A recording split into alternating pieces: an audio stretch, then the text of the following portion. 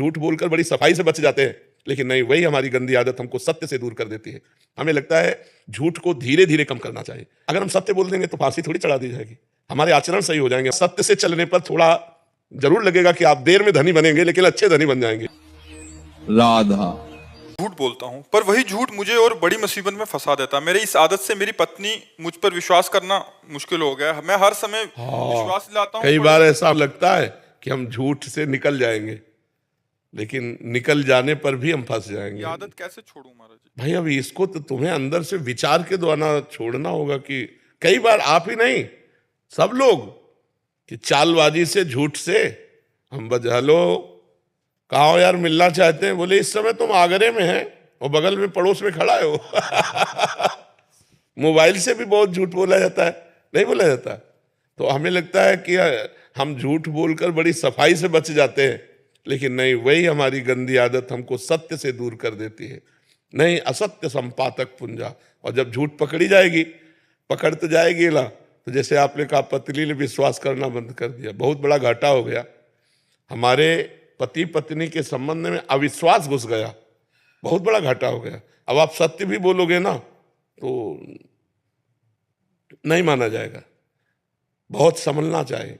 एक गांव का लड़का गांव वालों को परेशान करने के लिए अपने मित्रों से कहा, देखो अरे भेड़िया आया, भेड़िया आया, खूब हल्ला मचाया। तो गांव के लोग दौड़े गए रहे। बोले क्या? बोले हंसी मजाक के लिए बुलाया था। अब असली में एक दिन भेड़िया दबोच लिया। बोले भेड़िया आया, भेड़िया। गाँव वालों ने सोचा हंसी मजाक ही कर रहा होगा, भेड़िए ने मार डाला उसे। समझ रहे हो?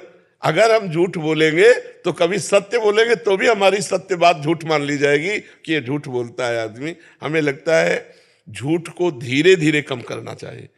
कह दें आज से हरिश्चंद्र सत्यवादी, तो ऐसा नहीं हो पाएगा, क्योंकि जबान है और माइंड है, वो झूठ से बचता रहा है तो प्रयास करेगा झूठ का। धीरे धीरे धीरे धीरे अगर हम सत्य बोल देंगे तो फांसी थोड़ी चढ़ा दी जाएगी, हमारे आचरण सही हो जाएंगे, हमारा जीवन सही हो जाएगा। लोग कहते हैं व्यापार में झूठ बोलना ही पड़ेगा। हम कहते हैं क्यों झूठ बोलोगे? सब कोई जानते हैं व्यापार मुनाफा के लिए किया जाता है। तो ये बंदा जो वस्तु बेच रहा है, इसका भी परिवार है, इसकी भी दुकान मकान है, उसके लिए खर्चा इसी से ले रहा होगा। तो अब ये कहने की जरूरत कि देखो भाई साहब, ये जो चीज है ये 120 की पड़ती है हमें, तो हम कसम से कह रहे हैं मुनाफा नहीं लेंगे, आप 120 का दे दो।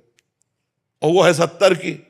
वो कसम खा के, उस झूठ बोल करके 30-40 रुपया अगर बचा पाए, वो तुम्हारे लिए सुखकारी नहीं होंगे। और प्राय लोग ऐसे करते हैं, कसम से कह रहे हैं आपके कारण केवल दे रहे हैं, आपका और तुम इतना बड़ा व्यापार खोले हो, हमसे इतना व्यवहार मानते हो।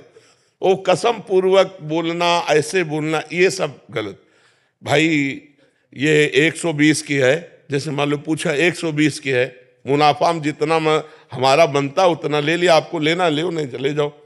तो ये जरूर है कि आप थोड़े दिन में प्रकाशित हो जाएंगे कि ये आदमी बेईमान नहीं है, ये एक दाम में बेचता है, तो एक दाम वाले आएंगे आपकी दुकान में।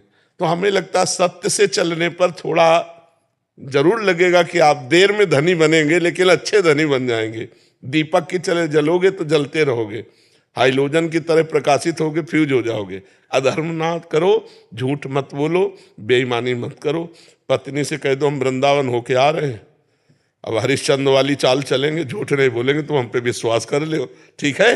नहीं, पति पत्नी में विश्वास न रहा तो यार फिर जीवन किस काम का? सोचो, वो तुम कह रहे हो कुछ भी, वो कह रहे हम जान रहे सब फ्रॉड है, तो क्या फायदा हुआ? हमारे जबान पे वो विश्वास न करे तो अब विश्वास दिलाओ, ठीक है? और किसी के भी साथ भी धोखा मत करो।